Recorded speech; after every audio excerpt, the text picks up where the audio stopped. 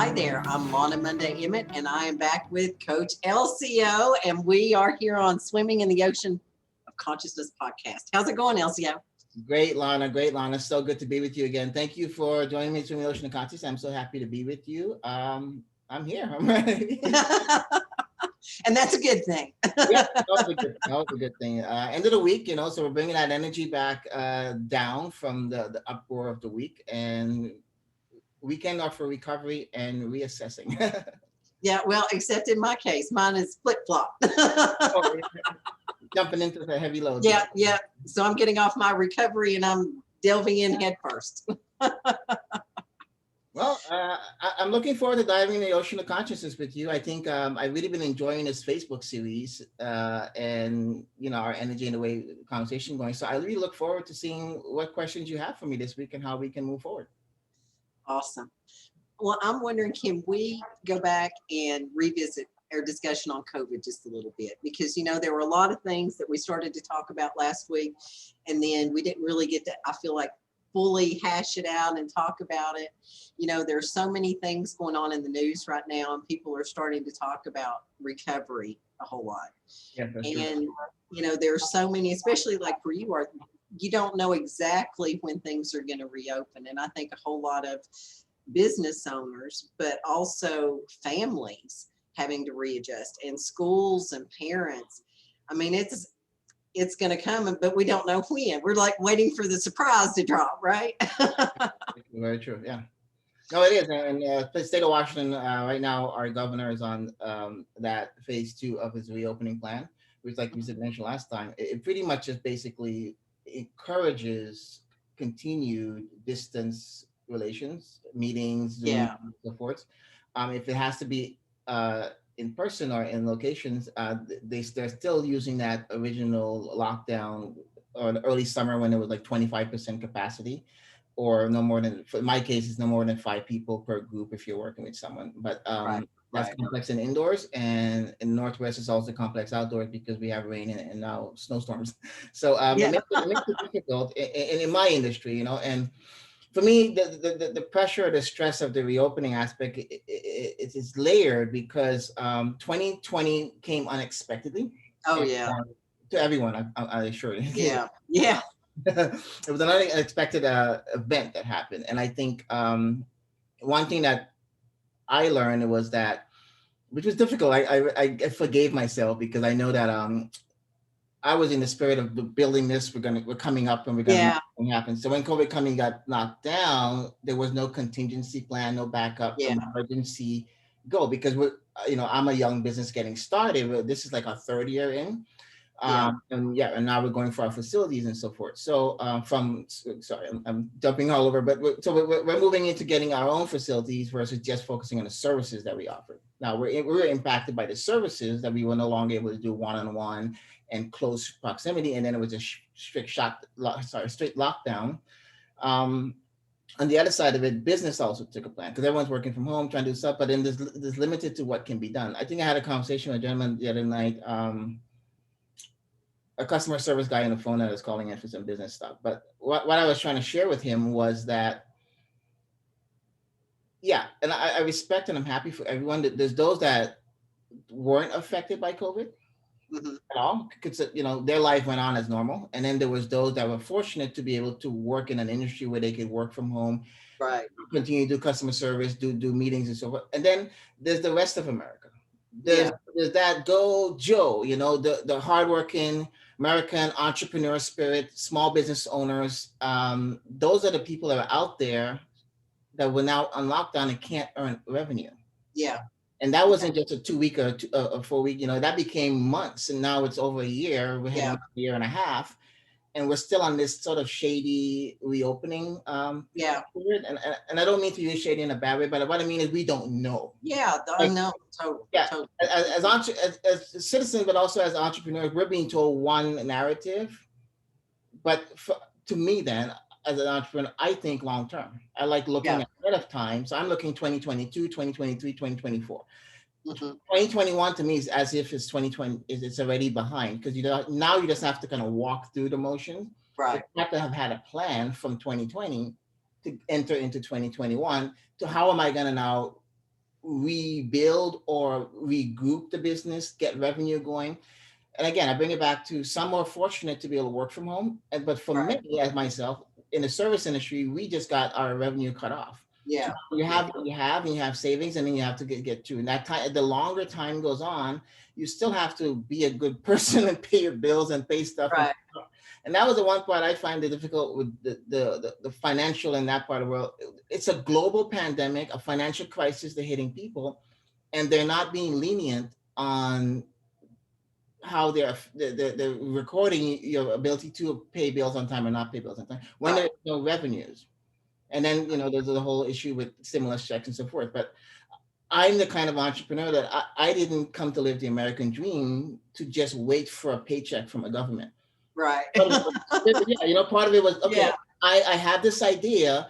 If I can get away from governmental structures that limit my ability to be an entrepreneur, which is to me, social the democracy and so forth, coming here to full freedom, I thought I could live the American dream, work hard. There'll be mistakes, and I'll make some, but I was building towards something.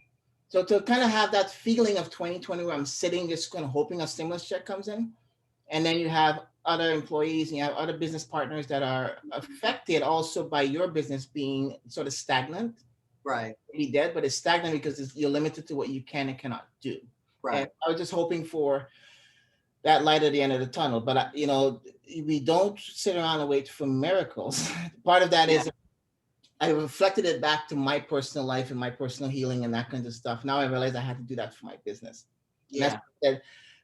You can remember some of our early conversations during COVID in 2020. I'm not focused on this global pandemic. I'm focusing on building a business. And I didn't even see COVID in my mind, my conscious mind, or this whole lockdown period. I just knew, okay, that's what they told us to do. It's going to happen and it's going to go away. And I want to be ready for when it opens up, that I have a plan to move forward. Right. And one thing about that too, I don't think some people are not realizing the urgency that is going to eventually come, because not knowing exactly when the doors are going to be completely open again. But when it comes, people are going to have to be ready, right? They have to have a plan, and they're going to have to act swiftly, because what happens if you don't? Somebody else will step in and they'll do it for you and take away your business, right? And then that's the competitive side of business. And so you can't sort of, like you said, wait for guidance or reopening. So, okay, now is the time we go from there. Yeah. You have to have 2-3 steps ahead plan thinking. Yeah. And so that brings it to I like to reflect into myself and my personal experiences on my personal framework of business and sports and wellness development, because we're talking services and program development for families and kids and stay-at-home moms. So how do you readjust how you do business? Yeah. When 6 feet apart is the new normal, right? When face mask and so when all these limitations to what was once the free market to be able to do the business the way you can and how you want it. I'll give you an example. Just the other day, I got a new client from a referral from a previous client, and this is a mom that is partnered with another mom, and they have 4 kids that are doing at-home schooling because of the COVID lockdown. So they have a teacher to come sit with the parent. So what they wanted was give the kids a break in between. And so they figured tennis was nice because they live close to the tennis court, to the park. Right. But yeah, so we have the small group. Kids have the mask on. Everything's working out. But I was talking to mom, and it's like, I just got to get these kids out of this house, because between lockdown and between their schooling and everything, you're forcing the kids now to not have that normal life where they can go out and be. And then after a while, being inside confined also become unhealthy for their mind. Oh, yeah, that's true. That's true for anybody. For anyone, exactly. And for the business side of it, for me now, I looked at that as an opportunity to take a step back and see the change I just mentioned. How is my business changing? How is how I do it changing? Yeah. And how do I need to adapt my services and the way I offer the services or the type of services to keep up with the new environment that my client network frame is in. Right. Moms, after school programming, kids, family sports and wellness type of stuff. How do I have to adjust to survive? Yeah. I can't now in February I'm going to start planning now. Yeah. My plan experiment before was to, like I said, to know my destination, to know what I was trying to achieve in business, which was building these services for families and achieving that.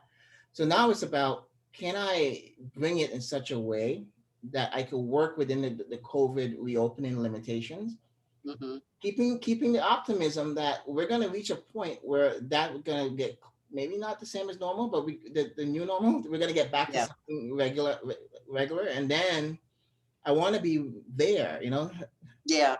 I hate to bring Well, you got to be ready. You got to plan for it.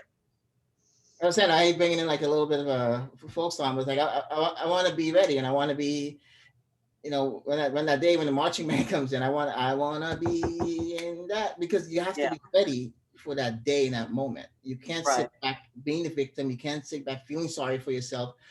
And that's what can bring back the spirit of America. Yeah, we've been hit before, by many different things, and this is no different. So my advice or my encouragement would be, hold the line in your Yeah. business. Yeah. I knew you were going to say that. Yeah, you gotta have that grit. You gotta have that steel, because Yeah. like I said, life is not without adversity. As Yeah. a business owner or as an individual. Um, from And you family have to figure out how to take that adversity and yeah. make it positive and take something away, not just maybe a lesson learned, but on top of that, to be able to benefit from it. So now you're wiser, and now maybe you have a different outlook or a different perspective on some aspect of your business or your personal life. And it's reflections. If I could pull you back into the ocean of consciousness, to me, what that is, if I could leave that seashore with the pina coladas on the beach, and we can go to the ocean, it's re-networking the processing of thinking of how to achieve your prominent goal. Yeah. Because on the ground, in the life, everywhere, you're dealing with other people that might not have your level of openness or focus or discipline. And so now you also have to navigate emotional imbalances while you're trying to keep your ship of success afloat moving forward. And that's so difficult to do, especially when you have employees and everything is chaotic, and everyone is worried about what's going to happen. What's our security going to look like? Who's going to take care of us? How's this going to be? And if you're a business owner that has a lot of employees, now that falls on your shoulders. Those are heavy weights to carry, and you're looking for assistance, or not to do it for you, but like I say, I'd rather have a hand up than a hand out.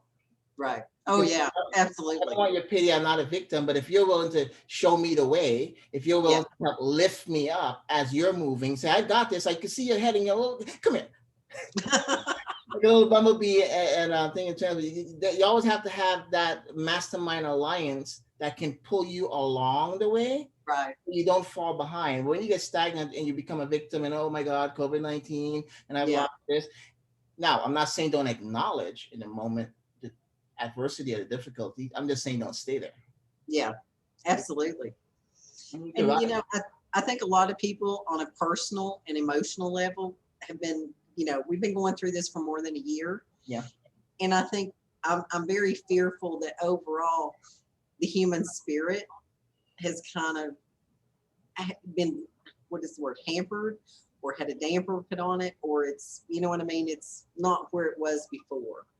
Like, if I go out and I go to the grocery store and I look around, you'd walk by and people would speak to you, or they'd acknowledge you, or they'd smile. And now people are just like, there's so many people who are just, they're not smiling. I mean, and you can't see them for the mask, obviously, but it's a sort of doomsday fear. It's like, are they 6 feet apart? Do they have their mask on? Have they been vaccinated?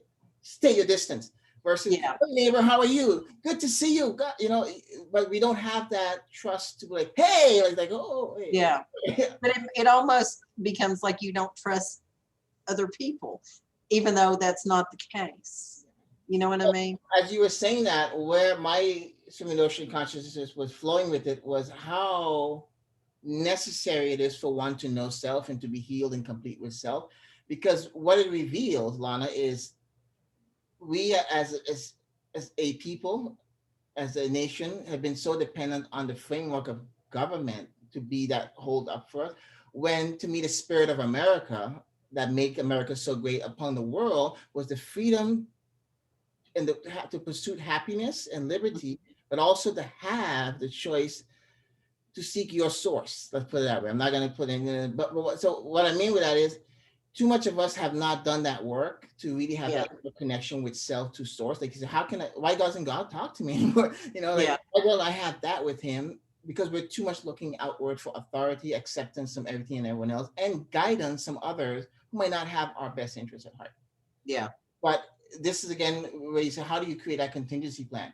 Well, if you're always in the mind that I need to be responsible, I need to take up the reins, pull myself up by my bootstrap. My life is my responsibility. I have to say, Lana, I love a hand up, but don't give me a hand out. Yeah. Yeah. And don't look at me as a victim, and don't speak to me as a victim.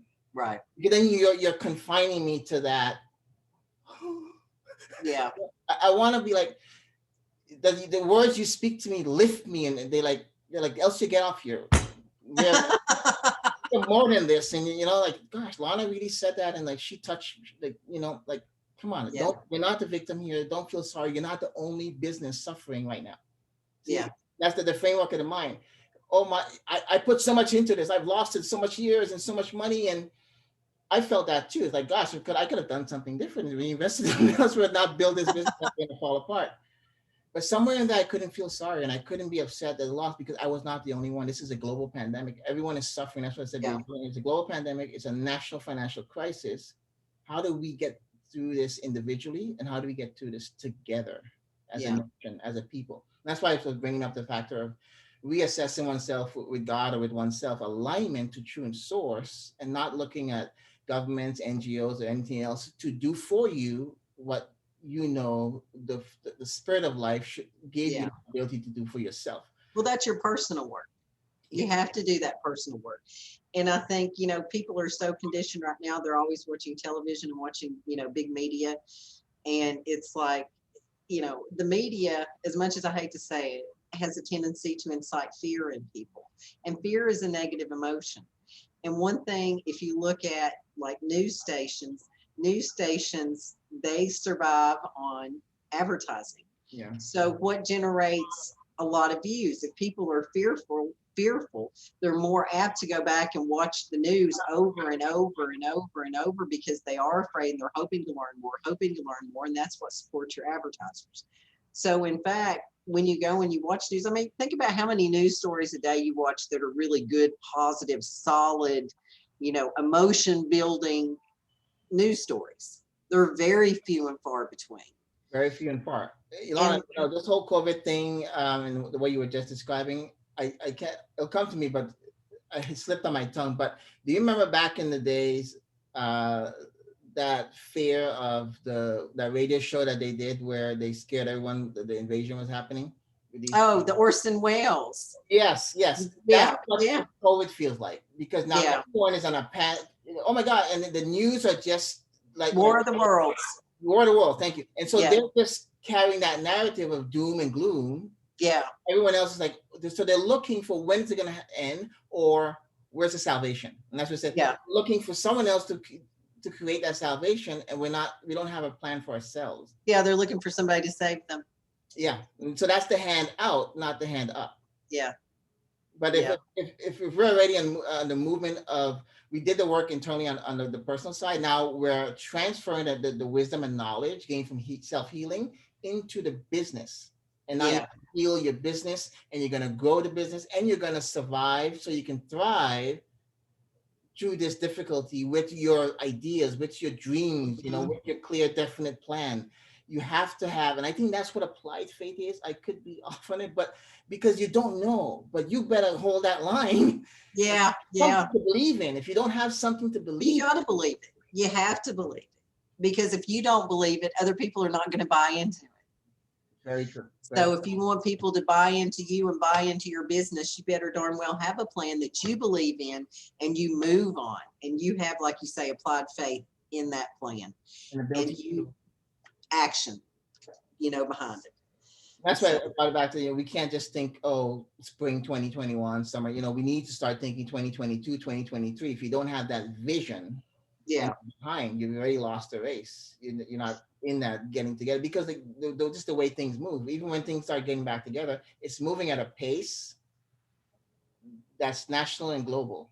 Yeah. The small mom and pop guy that's trying to figure things out and how, look for, you have to shift. That's what I said. It's about shifting the conscious thinking, stepping into Mhm. unconscious from what is, because you need to reassess yourself, reframework how you process and how you think about not only yourself but your business, and that is the difficult work for most people to make that shift over into that new dimensional shift of thinking, because it's so easy just to be there in a stagnant state, waiting for someone to give you the handout, and then we'll just take it one day at a time. We'll figure out how we get through it. Yeah, yeah. No, you Well, have to. that's drifting. That's the same thing. If you're waiting, you're a drifter. Yeah, yeah, You know, and the analogy I once heard was, okay, if you're a pilot of an airplane and yeah. you fuel up your airplane and you don't have a destination, what's going to happen? You're going to fly around till you run out of gas, and then you're going to crash. So we don't want any more crashes. No, no, that's it. So it's about having like you said, there are different plan that we can work on, move from. I think having a mastermind alliance, and that's what I shared, because I always bring it back that I have a great plan, but I was humble enough to realize it's a big plan, and you need a team that can lend to the energy and the direction that you're moving things, and you need to be flexible enough to let the team help you reassess a resource to their expertise, how you're going to get to a stream to make it to the other side. Right. um Too much sometimes we're too fixed on one thing that has to be one way. Yeah, we have to learn to look at the destination in a macro and not a micro, Yeah. because Yeah. the micro is the moment you're living in. The micro is the decision you make consciously, emotionally in this moment that will affect the chain of things as it goes along. The macro Yeah. is It's a ripple knowing, effect. yeah, we have to know that ship. We're on the ocean and consciousness. We're sailing out, but you have to have that ship sail. And what one thing you don't want to do is go on a big journey with just alone without a crew and a ship. So you can have a ghost crew, and that's where the mastermind alliance is. You have to have people that are willing to step in to give you the Yeah. hand up, not the hand out, and give you the guidance that you need. And that is key and crucial. And I think too, people need to remember it's okay to ask for help, Yeah. because we're all in it together. And I hear that phrase a lot. I hear it and I hear it, but I mean, ultimately, it's could not be any more true. At the end of the day, we're all people. We're all here on this planet. We all need to be looking out and trying to help each other and build each other up. And it's sad when you have so many people that, I mean, feel downtrodden Yeah. because of the things that are going on that are beyond their control. But maybe that's an opportunity for us to help raise somebody else. Raise the conscious vibrational level, frequency. Remember we talked about the human being, the fine tuning aspect of life, and I think that's what it is, and that's why that's why I don't speak from the victim perspective. In Yeah. which way I bring it, it could be difficult. No one has to know how hard it is necessarily, but it's about the story you tell. It's about the way you explain yourself and where you are.